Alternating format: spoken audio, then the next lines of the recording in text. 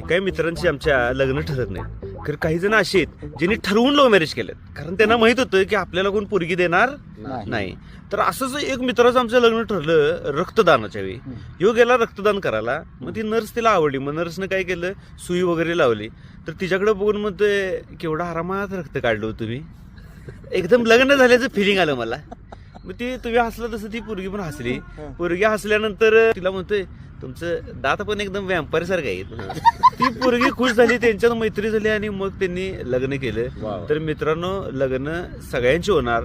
तुम्हाला पण तुमच्या आयुष्यातला जळू लवकरच मिळेल, जो तुमचं रक्त शोषेल असा जळू तुम्हाला मिळेल.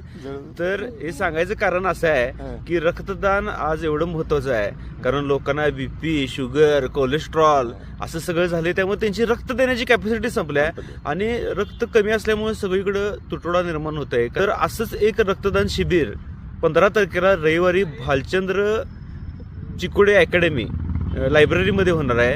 आमचे मित्र आणि मार्गदर्शक श्री राहुल चिकोडे हे गेली 20 वर्ष झाली, 20 वर्ष म्हणजे छोटा पिरियड नाही, गेली 20 वर्ष झालं ते रक्तदान शिबिर आयोजित करतायत.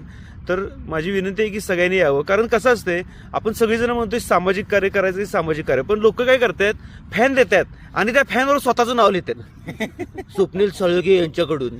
पण रक्तदान एक असं सामाजिक कार्य आहे की जिथं आपल्याला माहिती नाही हे रक्त आपलं कुठं जाणार आहे, आपण त्याच्यावर नाव लिहू शकत नाही, त्याच्यामध्ये जात पात काही येत नाही. त्यामुळे रक्तदान हे सर्वश्रेष्ठ दान आहे. तर सर्वांनी या रविवारी भालचंद्र चिकोडे अकॅडमी जरगनगर इथं सर्वांनी यायचं आहे. 1000 बाटल्यांचं उद्दिष्ट आहे त्यांचं आणि आपण ते पूर्ण करायचं आहे.